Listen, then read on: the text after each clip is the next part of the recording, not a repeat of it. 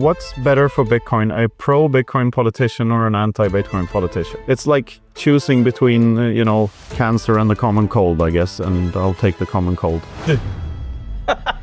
We are the Satoshis. Everything divided by 21 million is like the least amount of characters I can explain Bitcoin with. Ignorance is the only thing that can kill Bitcoin. Ooh. All fiat currencies die at some point, and they all die in hyperinflation. And how does this end? It ends in hyperbitcoinization. The orange pill is the remedy to the black pill. You're 100% confident that it does.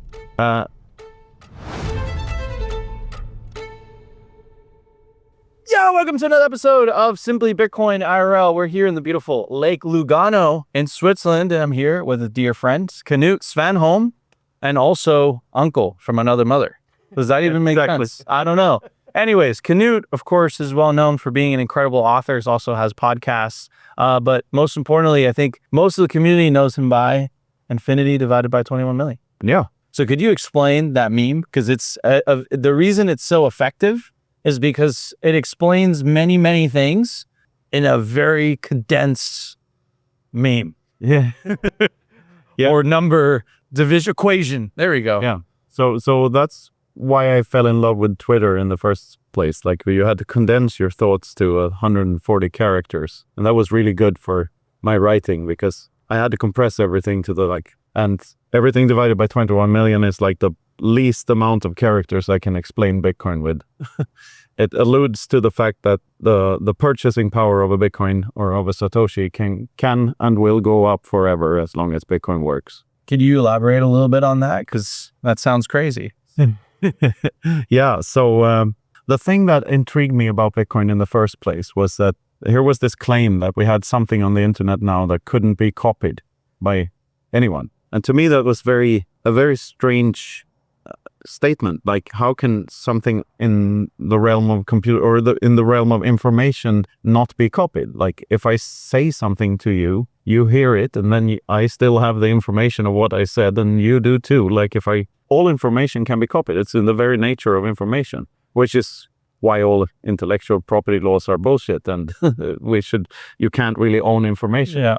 So I looked into it deeper and tried to, like everyone else, try to debunk it and this must be a scam and so on and so forth. And took me like 10 years to figure out the deeper reason why the Satoshis are sacred and special. The conclusion I came to is that the ability to move the Satoshi is really just a secret that one person keeps from everyone else. So so they really live in your head rather than on the time chain. Mm-hmm. So the reason that I can act as if I own the Satoshi, which is not ownable because it's just a number, is that I have a secret, that being the private key, the seed phrase or the location of the private key, doesn't matter. Like, I have a secret that gives me access to move these things. And I can thereby act as if I own them, because I find it very improbable that you have access to the same secret as I do. And I also find it very improbable that Bitcoin's consensus rules will change to such an extent that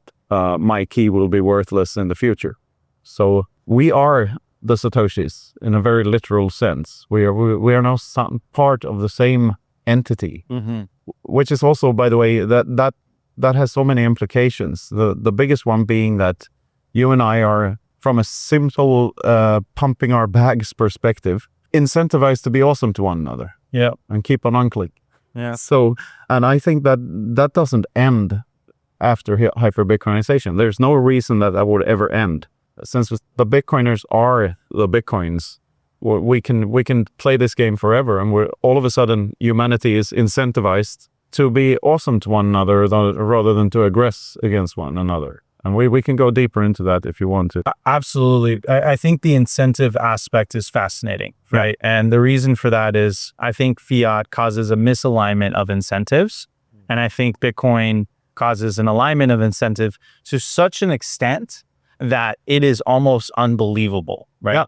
Because we're so used to this winner takes all, which is basically life under a fiat standard versus life under a Bitcoin standard, which it's not to say that there aren't going to be winners, but specifically within the Bitcoin network, you're incentivized to talk about Bitcoin. I'm incentivized to talk about Bitcoin, why we hold Bitcoin. But let's say you're listening and you don't own Bitcoin, you buy Bitcoin, you're going to benefit from me and you talking about Bitcoin. In fact, you're going to be benefiting from Larry Fink talking about Bitcoin and Michael Saylor talking about Bitcoin. Yeah. And that's where Max Kaiser's quote came from. I mean, his meme, this is really a meme, came from, which is like, Larry Fink is the Bitcoin employee of the month, right? Yeah. So let's explore that topic a little bit more, right? Which is this radical thing that I think is very difficult to understand, which is the alignment of incentives that is possible under Bitcoin. Yeah, we've been conditioned to think that economics is a zero-sum game, or that there's always a loser where there's a winner. But in Bitcoin, if we denominate in Bitcoin, we can all be winners. Yeah, sure, winners at different paces, but we're still all directionally winning. And I think what the other aspect of this that is important is that it literally makes aggression less profitable, because I can threaten you and try to take your Bitcoins, but I have no way of knowing how many you actually had. So you can give me a tiny fraction of what you had, and I have no way of verifying how big of a fraction I actually got from you. And if I kill you, you're not going to get it at all. I'm not going to get any of it. In fact, the scarcity of the asset increases in that case, and which benefits every other Bitcoin holder. So we get more, like, it's truly unstoppable in that sense. So this leads me to my next question, perfect segue, which is you wrote a book called Bitcoin, the Philosophy of Everything. And you were just talking about... Did I? I don't know. I think you did. Did you not? I wrote a book called Bitcoin, Everything Divided by 21 Million. And one called Bitcoin, the Inverse of Clown World. We're not uncles anymore. So could you talk a little bit about that? Yeah, so my first book is called Bitcoin Sovereignty Through Mathematics. The second one is called Bitcoin Independence Reimagined. And that is the one we're at in the academy at the moment. And we're doing a YouTube show, each and every chapter of each and every one of my books, where Luke and I read a chapter and discuss the ideas in each paragraph. And then I wrote the Everything Divided by 21 Million book. And after that, a book about praxeology called Praxeology, the Invisible Hand That Feeds You, which is more about economics in general than Bitcoin. And my latest one is called Bitcoin, the Inverse of Clown World, which I co-wrote with Luke DeWolf, my pod co-host and pod producer. I want to tell you about the best place to build your automatic self-custody Bitcoin stack, bitcoinwell.com.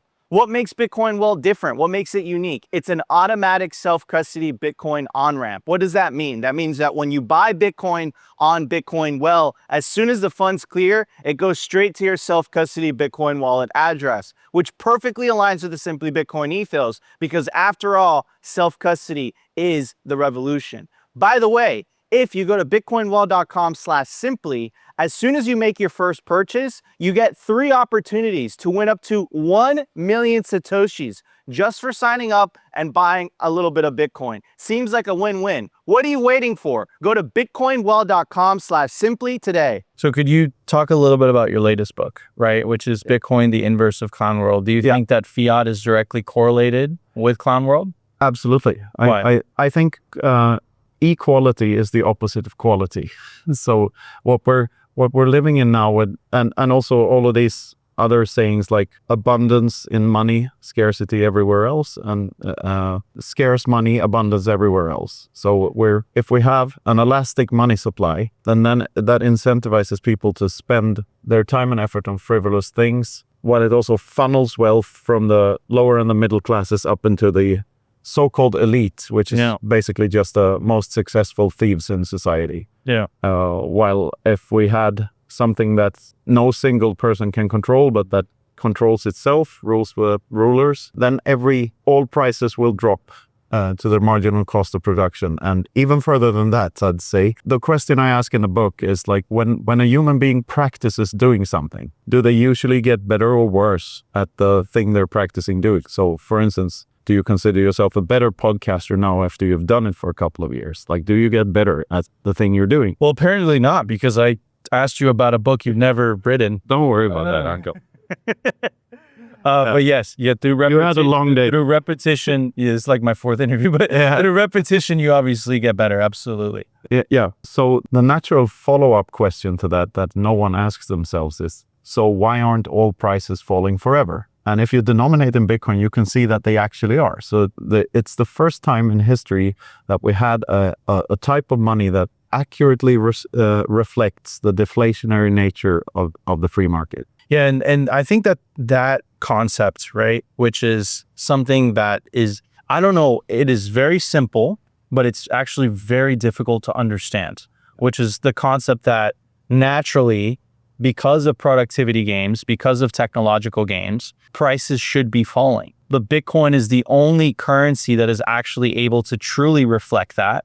Because it can't be manipulated, because it has absolute scarcity. And every other currency, because it is manipulated, because it doesn't have scarcity, it has the exact opposite of scarcity, it doesn't reflect that at all. And it creates, to borrow from your book's title, it creates clown worlds. Yeah. It really messes up society in ways that I don't think a lot of people truly understand. Now, the reason it creates clown world is that everything becomes political, everything becomes politicized, because the fastest way to acquire wealth is no longer to provide something of value to your fellow man that they actually asked for, but you can instead for kiss ass within the political sector and within the banking sector and get your ways through that. And that is also why I think the hardest pill to swallow here is that democracy itself is a slippery slope towards totalitarianism. I think if you play out democracy over a long enough time period, it will always be more and more corrupt, especially if you have inflationary currency. Yeah, I mean, that subject in particular, I just had Svetsky on the show, so you could imagine. That rabbit hole is a deep one. And I was actually talking to Prince Philip about this specific subject as well. And the general consensus in the West, and actually this is such a taboo subject, right? As that democracy is the end all be all. But the outcome that it's led to is basically the majority leads to basically like vote to loot the treasury, right? Yeah. To benefit themselves, right? It's a popularity contest, and the winner basically controls the money printer to benefit their voters. Yeah. And then if the other side wins, the exact opposite happens, and it's just kind of like this crazy pendulum that starts happening, right? And that's what you define as clown worlds. Yeah. And I think that's what we're seeing. And do you think it's a coincidence that clown world has accelerated the way it has been accelerated in the last decade or so as fiat money continues to disconnect itself more and more from reality the more they print? No, absolutely not. I think it's inevitable when you have inflationary money. All fiat currencies die at some point, and they all die in hyperinflation because they have to follow a hockey stick curve. Because the way the system is set up is that every single dollar in your pocket is owed by someone to someone else, and so it's all based on debt, and that debt has to be paid back with interest, and the only way to create enough money to pay back the debt is to print more of it. So the debt compounds. So all fiat currencies are following a hockey stick curve to hell, which is why they sometimes have to reboot these systems and do the same scam again, which is what happened here in Europe with the euro. Like they replaced other failing currencies with a new destined to fail currency. And they will do it again when shit hits the fan. But it's still a scam. And how does this end? It ends in hyperbitcoinization. That's why I'm so bullish. I mean, the orange pill is the remedy to the black pill. You're 100% confident that it does? I wouldn't say 100%. Why not 100? Because I don't want to predict the future, and there might be unforeseen events that I can't predict.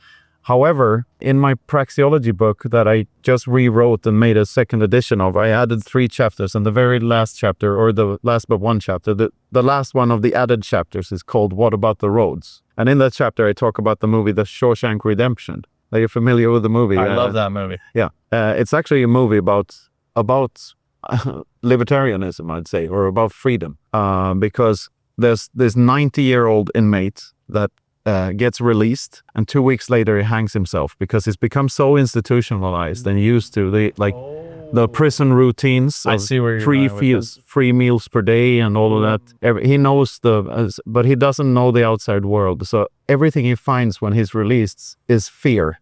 Ooh. And the protagonist, Andy Dufresne, he has his friend Red, played by Morgan Freeman, who warns him about the dangers of hope.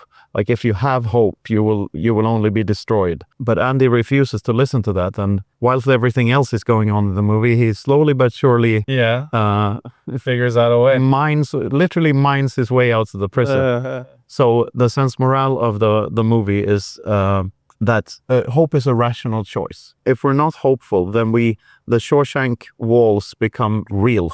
Yeah. That's what enables. That's why the Soviet Union was a giant continent-sized prison for 70 years. And hope is what ended it. People actually seeing that there's a way out of these things. So you can't do it collectively. You have to come to these realizations yourself and start living as a free man. Knut, that is extremely powerful. And I connected it with when I asked you, I said, are you 100% certain? And essentially what you're reminding me of is that very famous viral video of the guru. Oh yeah, but the people are retarded. And he's like, the problem with democracy is that, it's by the people, for the people. But the people are, this is going on YouTube, not very smart. Yeah. And the people are the R word. And I'm connecting that with what you're saying, which is people have so been accustomed to living in the fiat matrix that even though they're presented with clearly a better alternative, actual freedom, what the hidden variable that you're thinking about is that potentially there's a percentage of the population that might not even want that because they're so accustomed to being in prison, to use the Shawshank Redemption reference. Yeah, I'd say I'm 100% certain that hope is a rational choice. It's like the warning that Andy gets from Red is that you're gonna die in here. You better get used to the thoughts. But the counter to that is that you're gonna die anyway. So you might as well be hopeful. Yeah, it's a single. You're gonna end up in the same place, right? Yeah. So might as well fight, I guess. Might as well. Yeah. And at least be proud of the life you led. Yes, 100%. Do you need liquidity without having to sell your Bitcoin? For more than 6 years now, Ledn has been the trusted source for Bitcoin-backed lending, with transparency, security, and trust at their core. Backed by $9 billion of Bitcoin loans funded and over 1,000 5-star reviews. I absolutely love these guys because of their flexibility. You can pay back your loan whenever you want. And there are no monthly payments, so you pay at the end of the term. You get lightning fast access to capital. As soon as you send your Bitcoin as collateral, you get the cash into your account within 18 hours. Unlock the liquidity of your Bitcoin without having to sell your Bitcoin. Simply Bitcoin viewers get 0.25% off their first loan by using the link in the video/podcast description. What are you waiting for? Check out Ledn today. So, Knut, Bitcoin has changed. Bitcoin is a little bit different than early days, 5, 6, 7, 8 years ago, 10 years ago. It's matured a little bit since the approval of the ETF 2 years ago, January of 2024. I wouldn't classify that as maturing. No, the reason I'm saying that is, it's become a little bit more the suit coiners, my friend. Oh, yeah. Right? Before it was all hoodies and all memes. Yeah. And now it's a lot of suits and ties. Yeah. What's your take on that, man? Because what worries me specifically with that is people are forgetting what makes Bitcoin so powerful. Yeah. And that is the self-custodial aspect of it. That's the sovereignty aspect of that. And I think people are forgetting that with this kind of institutional adoption of Bitcoin. Yeah, a phrase I miss hearing at Bitcoin conferences is not your keys, not your coins, because it's still true. It will always be true. None of these reserve companies have any Bitcoins. Like some guy at Coinbase has those Bitcoins, or a group of guys if it's a multi-sig thing. I actually heard it's Brian Armstrong. He has a ledger in his nightstand. Yeah. Anyway, whoever it is, some guy can fuck off and buy an island somewhere. You can bleep that out if you want. So I'd like to like stress that, and Bitcoin is more resilient to attacks the more it belongs to individuals rather than institutions. So I don't necessarily like these honeypots. I think people should acquire their Bitcoins KYC free and absolutely not sell them to the exchanges, to KYC the exchange, because you don't want them to be in this honeypots in the first place. And I see that the saying is now you either die a Bitcoiner or you live long enough to see yourself become a suit coiner. I love that. I choose to be Batman. Like, just be yourself is always good advice. But if unless you can be Batman, then be Batman. Knut, technically you're wearing a suit. Damn.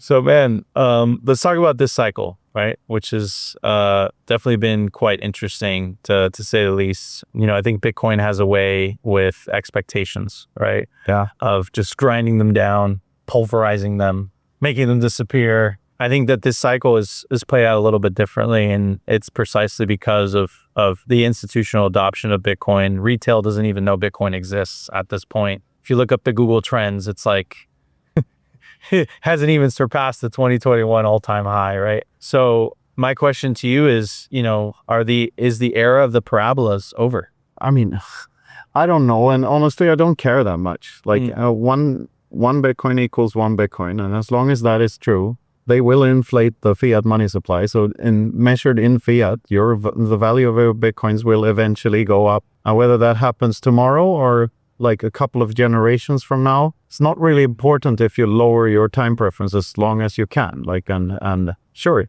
skim off the top of your stack if you have to, but still, the best thing you can do is acquire some Bitcoin, wait a decade or two before you use any of it, and stack in the meantime.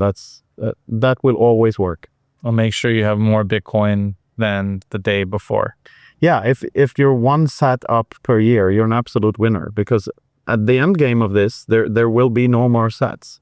And everyone's underestimating the upcoming sat squeeze. Like 96 point something % of the coins have already been mined. So in the first 15 years. So we have like over the next 120 or so years, the remaining 3.5% will be mined. I want to give a shout out to our partner, sat123.com. Sovereignty isn't just about your money, it's about your communications too. When the grid goes down, most people go dark. Cell towers fail in hurricanes, cyber attacks, and blackouts. But satellite phones, they don't rely on local infrastructure. Iridium has 77 satellites in orbit, giving you a direct line anywhere in the US, even offshore. If you hold your own Bitcoin keys, you should hold your own comms too. Sat123.com also has everything you need to start building your Bitcoin citadel. Starlink, battery backups, Faraday bags to protect your hardware wallets, and much, much more. It's a one-stop shop for anyone serious about resilience and off-grid independence. Stay connected, stay independent, stay sovereign. Go to sat123.com/simply today and use promo code SIMPLY to get 15% off anything on the store. Does the paper Bitcoin aspect worry you at all?